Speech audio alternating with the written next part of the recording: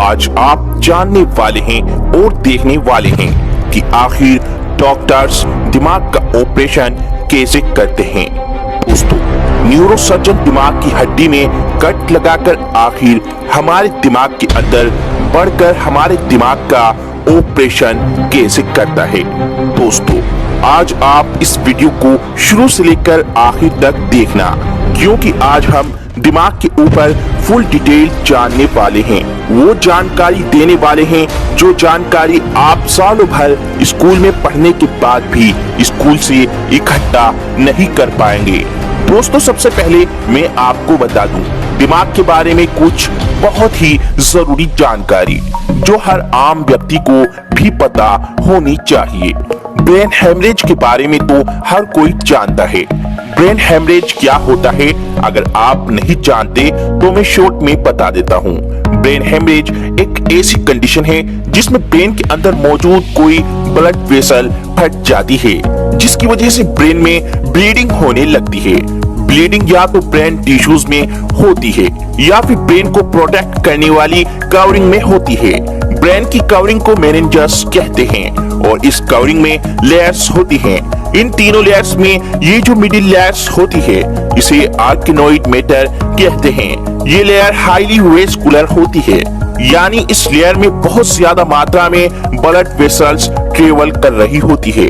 इसकी वजह से कभी कभी इस लेयर्स में मौजूद ब्लड वेसल्स फट जाती है, जिसकी वजह से ब्लड लीक होकर इस लेयर में इकट्ठा होना शुरू हो जाता है। ब्लीडिंग ब्रेन टिश्यूज में हो या फिर आर्किनोइड मैटर में, दोनों ही तरह की ब्लीडिंग ब्रेन को नुकसान पहुंचाती है।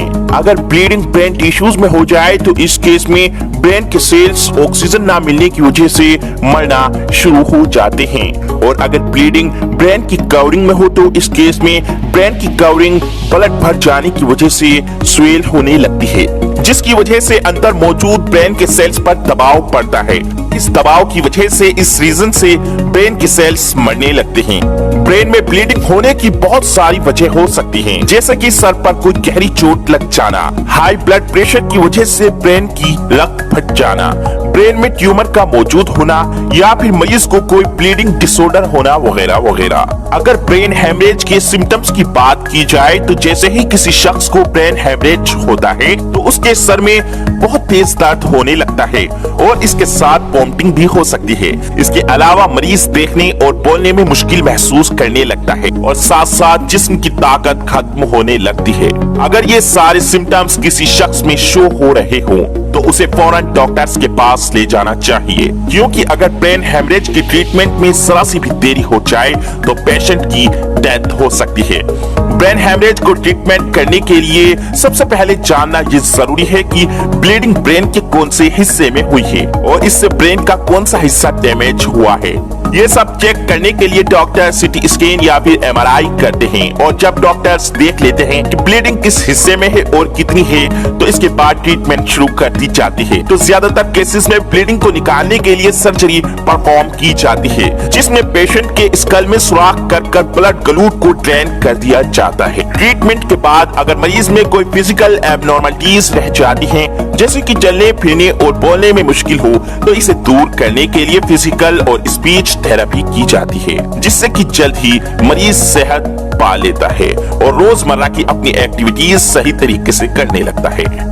दोस्तों, अब जानते हैं ब्रेन ट्यूमर के बारे में। दोस्तों, ब्रेन ट्यूमर एक ऐसी कंडीशन होती है जिसमें हमारे ब्रेन के किसी खास हिस्से के सेल्स एबनॉर्मली ग्रो कर एक एक्स्ट्रा हिस्सा बना देते हैं। ब्रेन हमारे स्कल के अंदर मौजूद एक कॉम्प्लेक्स ऑर्गन होता है जो हमारी बॉडी की तमाम एक्टिविटीज को कंट्रोल करता है, मगर कभी कभी ब्रेन के किसी खास हिस्से के सेल्स एबनॉर्मली ग्रो कर ब्रेन के अंदर एक एक्स्ट्रा हिस्सा बना देते हैं जो अपने आसपास मौजूद टिश्यूज से टकराकर स्कल के अंदर प्रेशर क्रिएट कर देते हैं, जिसके नतीजे में पेशेंट में कुछ सिम्टम्स दिखाई देते हैं, जैसे कि सर में तेज दर्द होना, वॉमिटिंग होना, आईसाइट का वीक होना, चीजों का डबल नजर आना, बोलने और सुनने में दिक्कत होना, बॉडी बैलेंस डिस्टर्ब होना, जिस्म का कोई एक हिस्सा सुन्न हो जाना या फिर मिर्गी यानी एपिलेप्सी के दौरे पड़ना जैसी चीजें। ये तमाम सिम्टम्स ब्रेन ट्यूमर के पेशेंट को इनिशियस स्टेज में अपेयर होते हैं।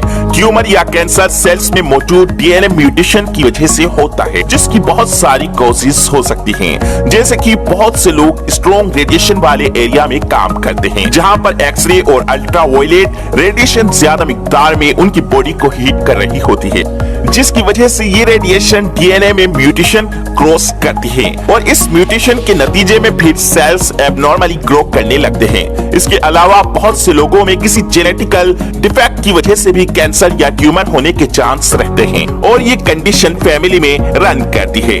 इसके अलावा कोई वायरल या फिर बैक्टीरियल इन्फेक्शन या फिर कोई स्ट्रॉन्ग केमिकल्स भी ट्यूमर क्रॉस कर सकते हैं। वैसे तो ब्रेन ट्यूमर मेल्स और फीमेल्स दोनों में होता है, मगर इसकी ज्यादा मेल्स में देखी गई है। इसकी बड़ी वजह यह है कि मेल्स ज्यादातर घर से बाहर निकलकर काम करते हैं, जहां पर रेडिएशन और केमिकल्स ज्यादा होता है। ब्रेन ट्यूमर को जल्द से जल्द डायग्नोस करके ट्रीटमेंट करना चाहिए, क्योंकि अगर ऐसा ना किया जाए तो ब्रेन ट्यूमर की मौजूदगी की वजह से ब्रेन में बाकी सेल्स पर प्रेशर पड़ता रहता है, जिसकी वजह से बाकी सेल्स भी डेड होना शुरू हो जाते हैं और इस तरह फिर पेशेंट की डेथ हो सकती है। ब्रेन ट्यूमर को ट्रीट करने के लिए सर्जिकल प्रोसेस परफॉर्म की जाती है, जिसे क्रेनियोटमी कहा जाता है। क्रेनियोटमी में पेशेंट के सर की जेल को काट कर स्कल को ओपन करते हैं और फिर सर्जिकल इंस्ट्रूमेंट की मदद से ट्यूमर को काट कर बाहर निकाल लिया जाता है। सर्जरी के बाद रेडियोथेरेपी और कीमोथेरेपी का भी सहारा लिया जाता है, जिससे कि ट्यूमर के बाकी बचे सेल्स भी खत्म हो जाते हैं और दोबारा ट्यूमर होने के चांसेस बिल्कुल खत्म हो जाते हैं।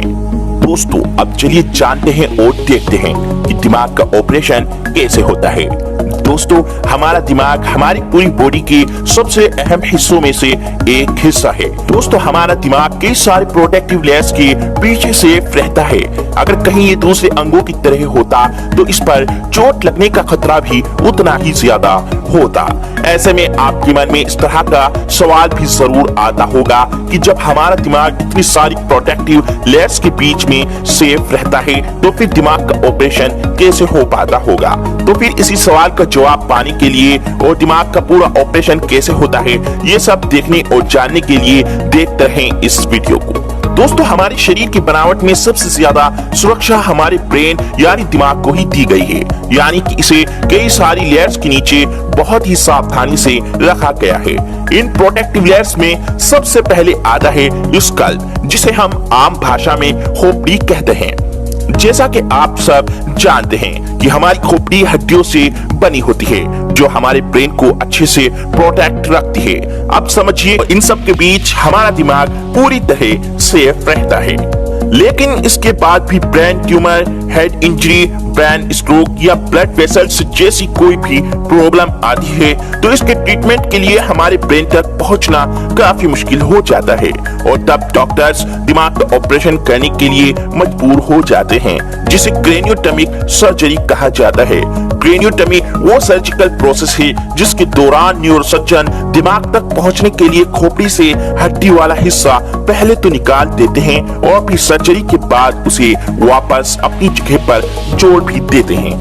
दोस्तों, न्यूरोसर्जन हड्डी में कट लगाने के बाद बोन फ्लैप को रिमूव कर देते हैं। दोस्तों, हमने आपको पहले ही दिमाग के ऊपर 3 लेयर्स होती हैं इनके बारे में बताया था। इन्हें हटाए बिना दिमाग तक पहुंचना डॉक्टर्स के लिए काफी मुश्किल काम होता है।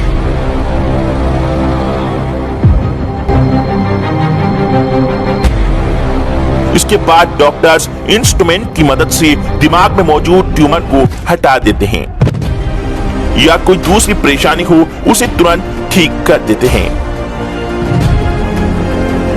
एक बार जब सर्जरी पूरी हो जाए तो तब डॉक्टर्स सबसे अंदर की लेयर को टांगों की मदद से सील कर देते हैं। उसके ऊपर मौजूद बोन फ्लैप को मेटल शीट्स और स्क्रू की मदद से वापस अपनी जगह पर सेट कर दिया जाता है। ये मेटल और स्क्रू लाइफ टाइम के लिए दिमाग में फिट हो जाते हैं और सबसे आखिर में स्केल पर लगाए गए कट को भी टांग के लगा देते हैं। एक बार जब ये सारा प्रोसेस पूरा हो जाता है तो फिर सर को पट्टियों से बांध दिया जाता है ताकि वे घाव